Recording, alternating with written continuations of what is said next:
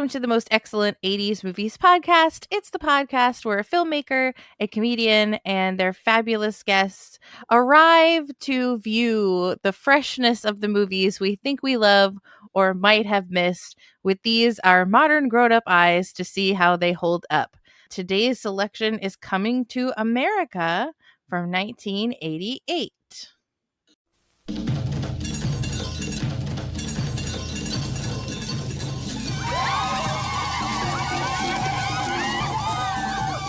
Once upon a time, in a faraway kingdom, lived a handsome prince. He was attended by devoted servants. Do you think perhaps just once I might use the bathroom by myself? Notes to music, sir. Wipers! And engaged by royal decree. Why? Why can't I find my own wife? We've gone to a great deal of trouble to select for you a very fine wife. I want a woman that's going to arouse my intellect as well as my loins. Where will you find such a woman? In America. So he traveled across the sea to the land of opportunity, which is where the fairy tale ends and our story begins. Behold, Simi, life, real life, a thing that we have been denied for far too long. We're in New York now. Let us dress as New Yorkers. I feel like a complete idiot. Have either of you ever had any fast food work experience before? Certainly not. This will be our first job in the United States. I am Akeem. It's nice to meet you, Akeem. I have recently been placed in charge of garbage. That's good to know. Oh my goodness, it is you! Greetings, your highness! Who was that? Eddie Murphy, Just the man I met in the restroom. Arsenio Hall, in a comedy fable of royal romance. When I look at these contestants for the Miss Black Awareness pageant, I feel good. Apparently these are the best women Queens has to offer. Pick one and let's go home. I want to tear you apart. And your friend, too. Coming to America. Sir, I was wondering, did you happen to catch the professional football contest on television last night? No, I didn't. Oh, it was most exhilarating. The Giants of New York took on the Packers of Green Bay. And in the end, the Giants triumphed by kicking an oblong ball made of pigskin to a big H. It was a most ripping victory. Son, you want to keep working here. Stay off the drugs.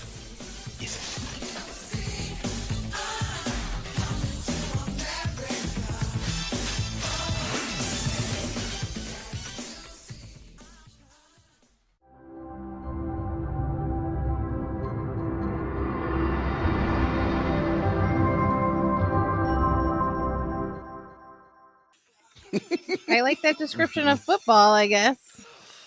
I like how the narrator announcer has literally no reason to be there. No. Right. So I guess he went over to here. Yeah, it's just like just walking through. It's so weird. Look, he's got a contract. It was free. Yeah, good point. Yeah. So Coming to America. So you heard the voice, of course, of me. I am Chrissy Lenz, comedian for this podcast. And you also heard the voice of Nathan Blackwell, filmmaker. It is I. And we also have a very special guest today, one of my True Story FM Sat Matt co-host faves. We have filmmaker and podcaster Tommy. That's me. It's wonderful to be here. Thank you so much for having me on your wonderful podcast. Tell us a little bit, Tommy. Have you seen this movie? Was it ever a favorite of yours? Why I wanted to be on this one is because, yes, I saw that. I'm very old, so I think I was 13 when this came out. So right in a prime age for this movie. Mm-hmm. And I remember loving it. And then I remember not remembering anything about it. Like, I haven't thought of this movie. I only thought of it when they released the sequel, which I also didn't see. The only thing I remembered about this movie, I wrote it down before it started, was sexual chocolate and the royal penis is clean. That's the only two things. And I was like, I don't remember a single other thing about it. I hope there's a narrator that can walk me through everything. So I was excited to see how it holds up and what I did remember and all of that. Yeah, me too. I definitely saw it but I only remembered like my brain only stored highlights, like, and for some reason one of the highlights it stored was like what the interior of the apartment looks like when Semi furnishes it with like the jacuzzi. Like that jacuzzi is like stuck in my brain as like luxury. That's what luxury looks like. But a lot of the actual content of the movie was lost to my memory brain. There was track lighting if you observed. Neon track lighting, maybe. Mm-hmm. It was probably installed by someone named Mark, Rick, or Steve, right? So what about for you, Nathan? So I think I went over this in a previous episode. Like rated R comedies are a blind spot of mine from the 80s because, you know, as a kid who didn't have access you had to everything, you had to kind of pick your battles. And so usually when we had the opportunity to sneak and see a rated R movie, it was usually something with explosions. Yeah. You know, it was usually like the Terminator or things that got terminated under a different franchise. But so rated R comedies are one of the ones where there was only a couple that I caught, and then I had to kind of go back and revisit as an adult. Yeah. I like that idea that you didn't want to waste your R-rated cred on F-bombs. Yeah, exactly. Because it's people to be on fire. Like maybe you got like, you know, and it's not that we were in like some weird like, you know, oppressive, you know, background or anything. It's just that it was just not. We just couldn't get away with seeing rated R movies in our house. You know, like we also had my mom. You know, we were primarily raised by a single mom from the age of 11, and we didn't have a VCR until I was like 12 maybe, and so it was sneaking things on from my grandpa's cable, or we would rent something when my mom for some reason was out, which was maybe like 4 times a year, you know. And so we really had to be strategic. It's like, okay, it's going to be Predator, we're going to see Predator, you know, or and you know, and eventually as we got older then it wasn't as big of a deal, but yeah, so we had to pick our battles. It was usually things with aliens. Yeah.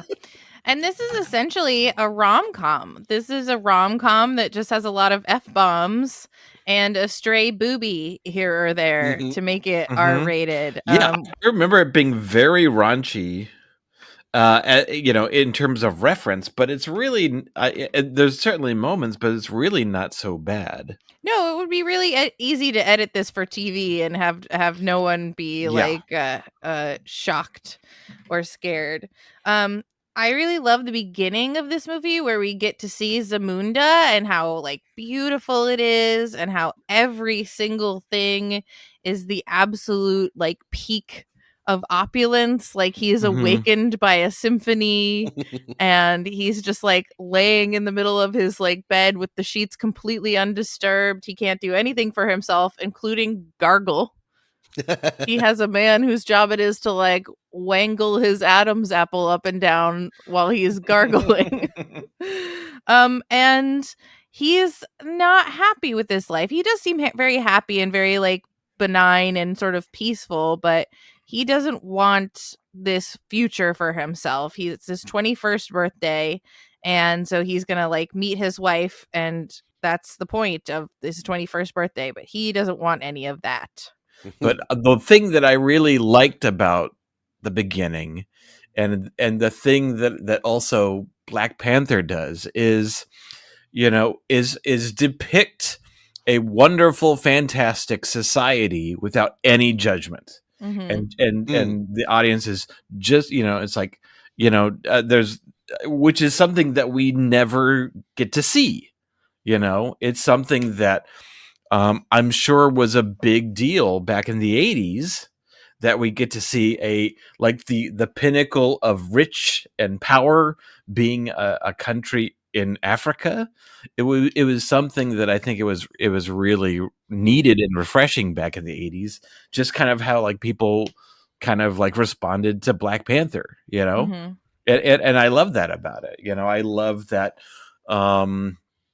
that there's that, you know, for 40 minutes the first white person we see is a cabbie, you know. Yeah. That's right.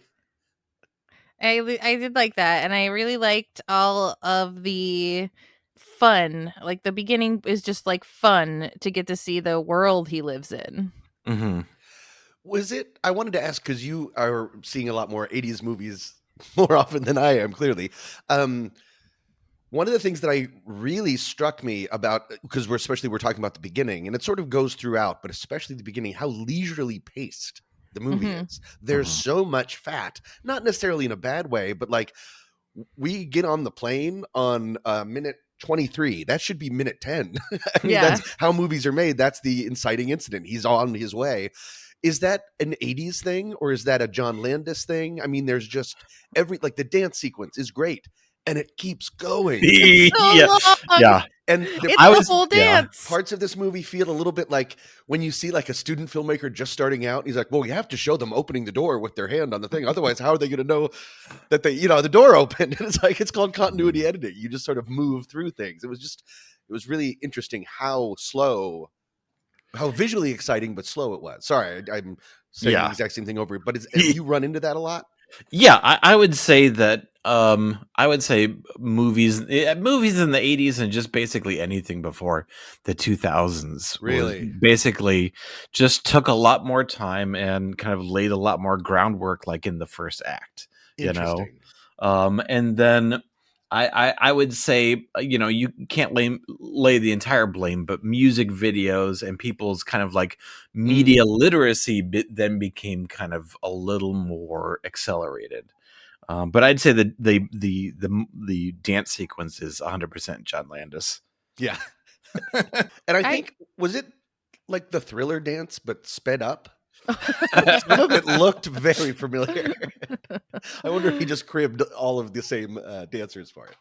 I love the dancing part, and I love the idea of the dancers being out in the hall, like, okay, whew, all right, here we go. Are you ready? Are you ready? All right, 1, 2, 3, 4, 5. 1, 2, 3, 4, 5. Doing their warm ups and stuff. And then like when the marriage doesn't happen, how many people were like, well, it was because he didn't like the dance. I'm just saying. You didn't hit your mark quite as hard as we did in rehearsal. So that's clearly why this marriage isn't going forward. I also thought it was a little bit crazy that there wasn't any like conflict in the beginning. Like even his internal conflict of wanting a real life and a real wife was just sort of like, I think I would like to have a wife that is like someone I am interested in. Oh, are you sure? Yeah. That's it. Okay. It's kind of like Cool. it's kind of like he's a Disney princess who wants to find love. Yeah. Right. And there's not like an extra thing of like, oh, the kingdom is going to be taken over at the same time, or the villagers, or it's basically very much kind of just a quest to like the and then it's almost kind of later like flipped of like the agency of true love. Yeah. Like he wants to find it, and then at a certain point, jumping way ahead, but Lisa, who basically becomes a love interest, she's put into like a similar situation to where someone else is dictating who she is supposed to marry, and it becomes kind of her quest too then to kind of find that agency of no, I want to choose who I love. The idea though that we're just all accepting and taking for granted that you can find your true love within 40 days is also in New York. It's just bananas. Like he essentially like accepts the first thing he sees everywhere. Like, okay, we're gonna go to Queens because that's what we saw on the map. I'm gonna get a job at this restaurant because that's the first place I saw. This is the first nice lady, so she will be my bride. It's like they could have presented him with like 12 nice ladies and some. Oh, he saw a lot of ladies before her in the bar scene when we see in the right. But I mean, like problematic scene. Yes. Right. I mean, she was the first like normal, like non-bar right. lady. Yeah. Yeah. It's not like he had like two great gals. Well, I guess the sister kind of would count, but the sister is like cartoonishly over sexualized. Right. So yeah, I mean, there's a lot of like montage too of like, here's what New York is like. There's the very like Eddie Murphy scene where they all have to be playing 8 different characters in the barber shop. I forgot about that, and that was pretty impressive. I don't Yeah. know about some of the characters. Again, problematic is the, Right. the word that we have to keep using every once in a while. Because speaking of problematic, this film has an interesting strain of, and I'm going to, I'm for lack of everything, I'm just going to blame everything on the 80s, but like 80s era comedic sexism. Yep. With also a strong through line of female empowerment. That Lisa is very powerful. The queen stands up to her king husband at the end. It's a interestingly queasy mix of both of those. It doesn't seem to want to go one way or the other. I think it wants powerful, but it needs to have all these easy laughs, I guess. Yeah.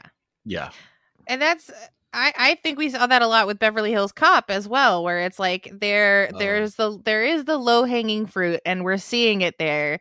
And these 80s comedies seem to be saying, well, what do you want us to do? Just leave it there? No, we're gonna be swatting down all this low hanging fruit, but then we'll also present some things that are also kind of special and smart. Right. But it is the 1980s of it all. It's to be like, well, we have to do a woman character that's really a man. Wouldn't it be hilarious to see Arsenio Hall in a dress? Well, we can't pass that idea up. Yeah. Did you see what that character's name was in the credits? No, what was it? Very ugly woman. Oh, no, that's not a very nice thing to say to Arsenio Hall. I think he made a nice looking woman. Yeah, I thought he was gorgeous as a woman. That may say more about me than, but yeah, it's almost kind of like there is for any time, or there's like an inherent dial of what is appropriate, what is the temperature of it's like, is it okay, like in Crocodile Dundee, to make fun of trans? Is it okay to make gay jokes? There's also the question of like, is this quote truthful to this character? Like, are we taking their side, or are we just observing that this kind of like Australian hick is acting this way, and that I think ultimately you have to kind of balance both of them when you do something like this. It's like we had talked before about a movie we haven't, because anything can be taken either way. Like it'd be taken like us understanding that this character is a fool for saying this, or us thinking that it's cool. The kind of like, the movie that we never covered yet, like in Wall Street, The Greed is Good.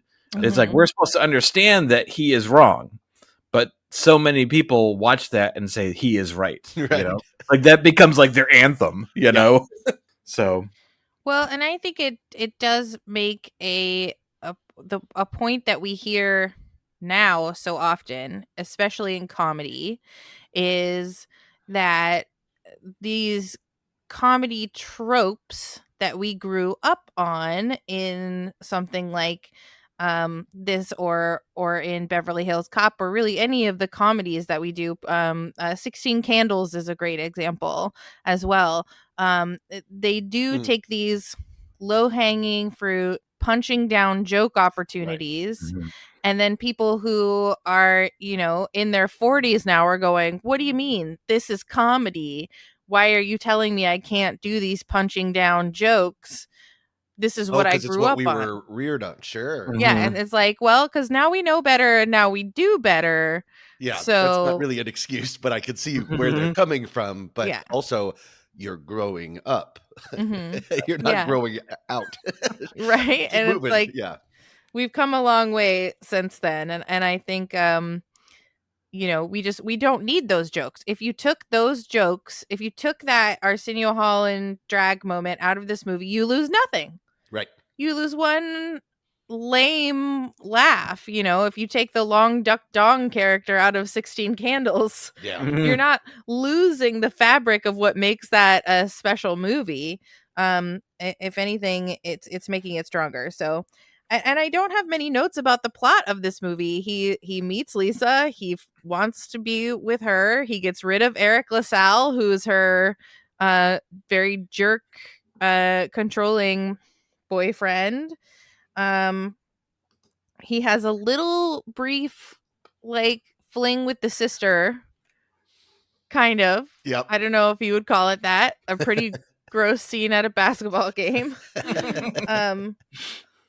And like, I think the most interesting struggle is that Arsenio Hall's character doesn't want to be living like a poor man, even in their poor surroundings.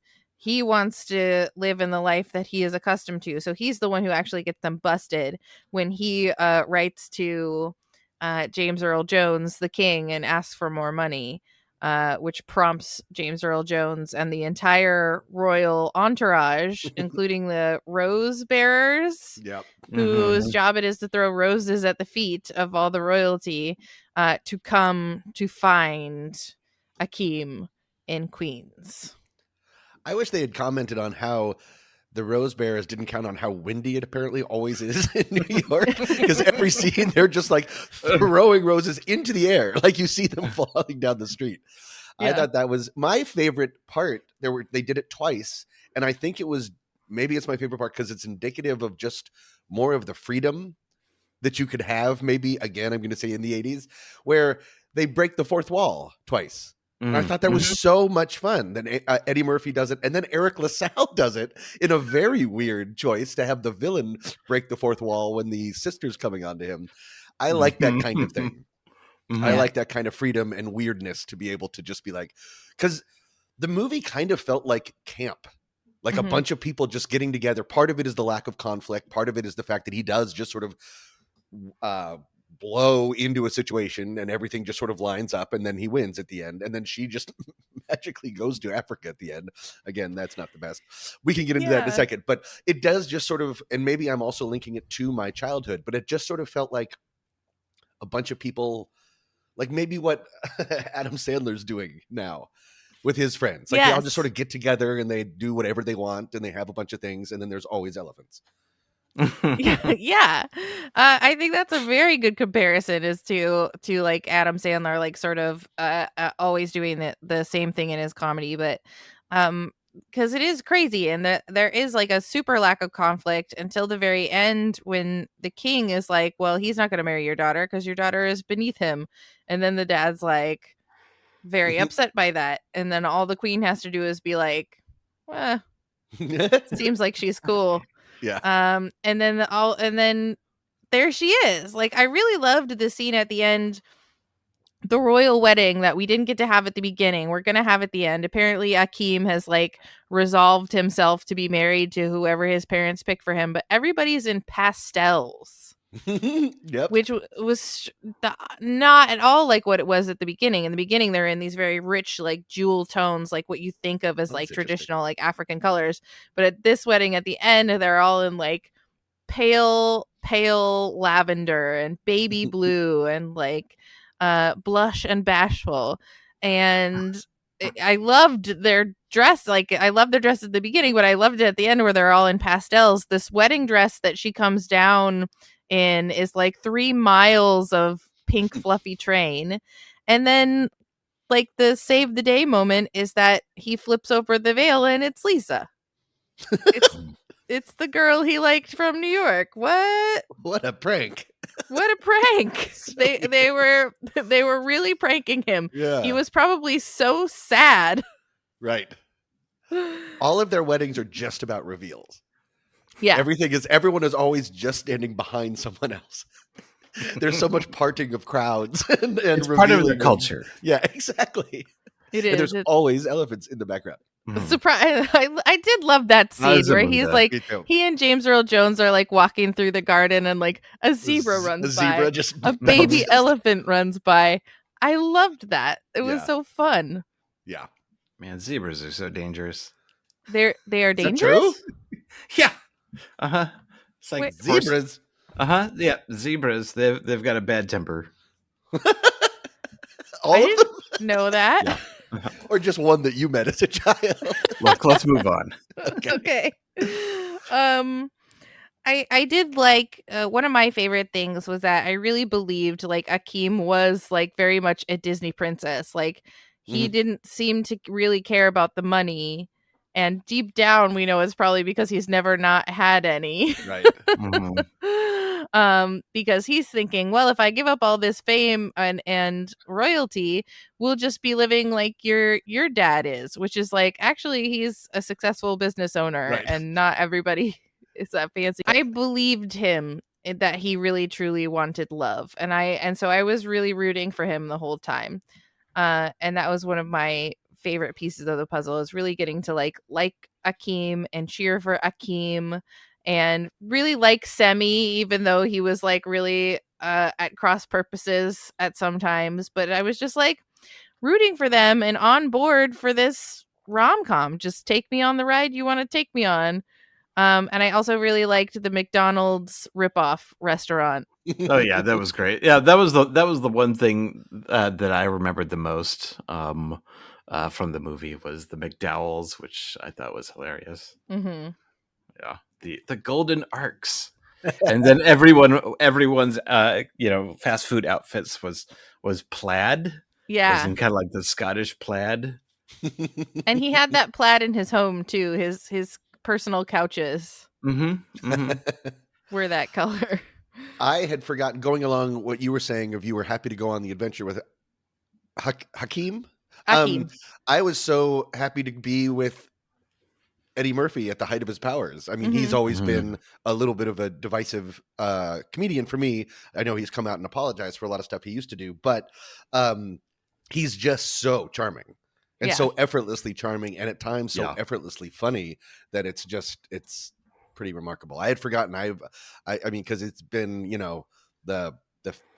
the fatzos, what are the clumps? The Oh, The yeah. clubs. Mhm. Yeah. like he took that and ran with it in a direction that I was not on board for, or maybe it's Yeah. because I was growing up and that Mhm. wasn't there for me anymore. But this was just really, the height of his powers. It's pretty remarkable to see. Yeah, it's like in Beverly Hills Cops. Like I was impressed by just how sincere he is. Mhm. In the in that character and in Akeem.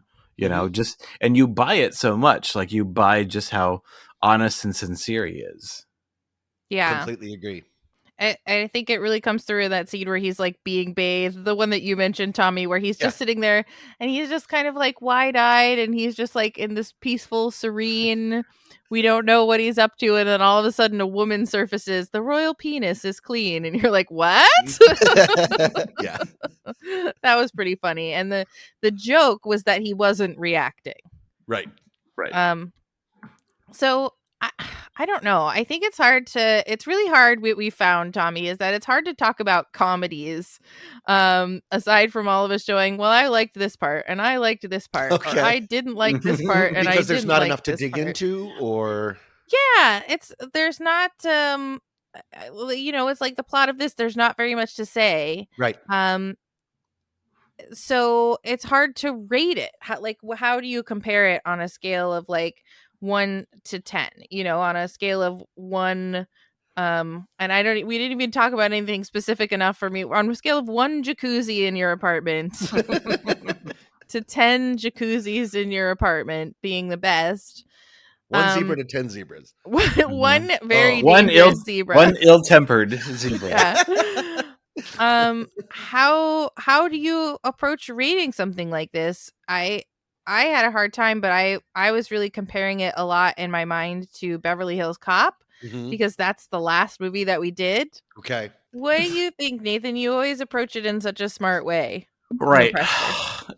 So I'm a big fan of John Landis and his comedic styles, and I really, it's been pretty recent since I've seen this movie, and I remember I rewatched it when the Coming to America 2 came out. Yeah, I do, and it's tough with John Landis because there's so many movies of his that I genuinely love, like Blues Brothers and Three Amigos.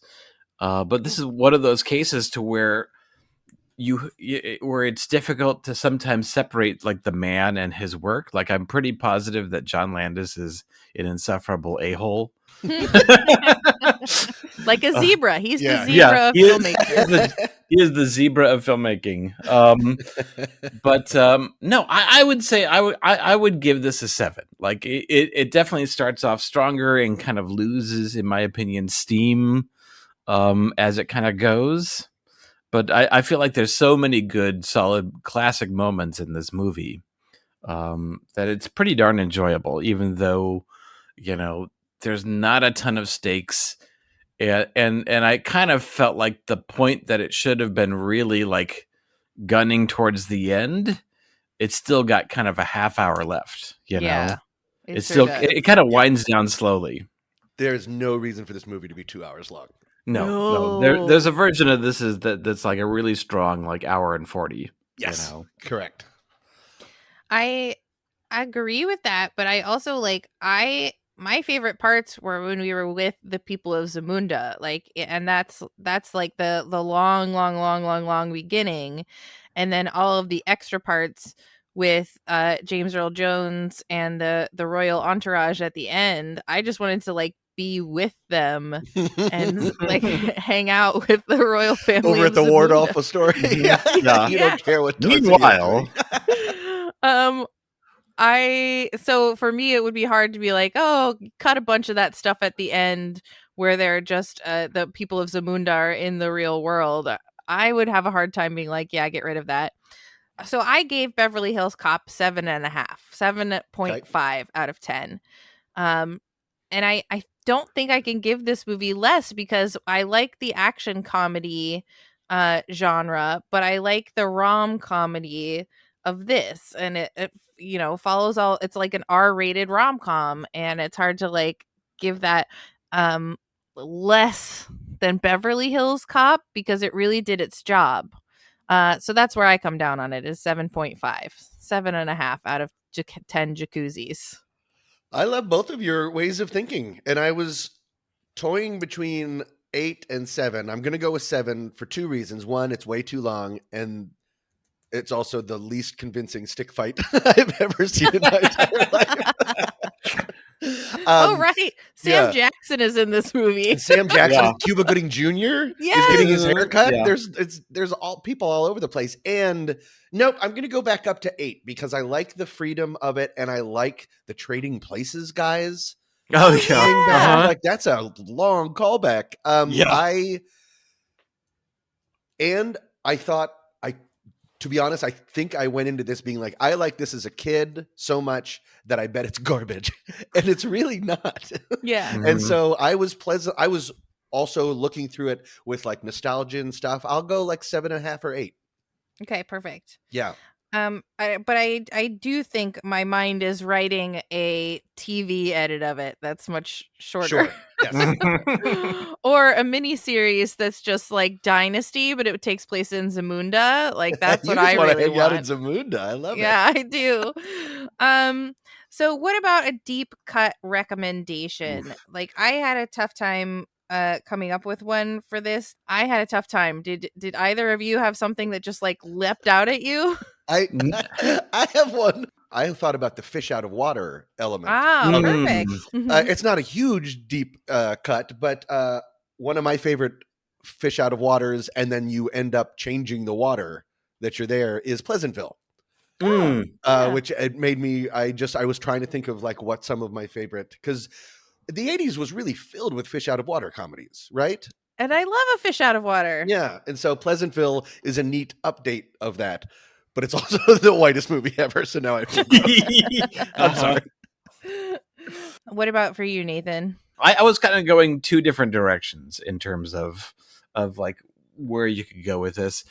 My love of John Landis kept gravitating towards the Blues Brothers, but I think I'm gonna go.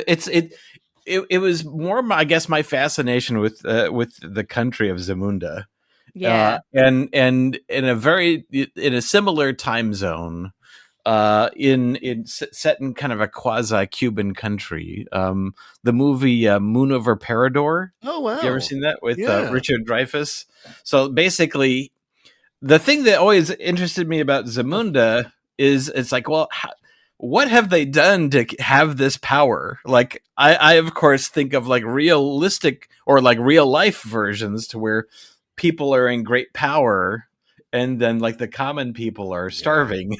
Like, and they kind of address that a bit in the sequel, like a rival country wants to take them over, Oh. but like in Moon Over Parador, Richard Dreyfuss is pretending to be the dictator, because the dictator dies, and he realizes all this opulence and the wonderful palace is all actually kind of putting the heel to the common people. Like everyone in the rest of the country is suffering, and he's not aware of it. So blind spot. if you want a comedic bummer after coming to America, then take my recommendation, Moon Over Parador. Excellent. Yeah, so I'm just going to take the easy way and say that, I will recommend Black Panther for the reason of wanting to spend time in Wakanda and see what Wakanda is like and the life style and stuff of Wakanda. Although there definitely is an argument to be made for recommending The Lion King because of that moment where they're walking through the garden and James Earl Jones is like, everything you observe will be yours. Right. It's like, oh, yeah, I've heard that before, James Earl Jones. Everything the sun James Earl touches. Jones That's is right. so good. He's always so good. I had no And idea he's how so much I miss lovable. him. Yeah. He's so magnetic. He's so great. It made me want to watch Field of Dreams again right away. Yes. And he even has this like playful little smile when he's like, I always assumed you were having sex with your bathers. I know I do. Like, you don't hate him or think he's gross for saying that. Yeah. You're Oh, like, adorable that makes pervert. sense. Yeah, exactly. And that's how I prefer my perverts. Sure. Adorable. So, where can people find your films, Tommy? Where can they find your podcast? Where would you like to direct them to? Sure. The podcast is, well, we're both on the next reel, but then Peter Wright and I have our own podcast called, it's a terrible title, but it's a great podcast. It's called What's That Smell? Sometimes funny podcast about humans and their anxieties. It's a comedic podcast about living with anxiety. And so you can go to truestory.fm or whatsthatsmell.net to find out about that. We are in the midst of our 7th season, which is ridiculous. I love it. And as far as films, we are not on Amazon Prime anymore, but if you go to Tubi, you can see 30 Nights is a movie that I directed that is okay. It was the first time I directed a feature. You can kind of tell, but it's fun. Yay, that's Cool. wonderful. Thank you. And what about for you, Nathan? Where can people go to support your filmmaking endeavors? Yeah, the best place is Squishy Studios, the website, the Facebooks, the Instagrams. That's probably just the easiest route. Okay. If you can find me at Neighborhood Comedy Theater, The Place in downtown Mesa, Arizona. You can also find me on True Story FM on SatMat and The Next Reel and all sorts of fun stuff. And thank you so much for listening. We really appreciate you. Remember when you're out there in the world to keep the most excellent 80s movies motto in mind. Be excellent to each other and party on, Party on, dudes. dudes.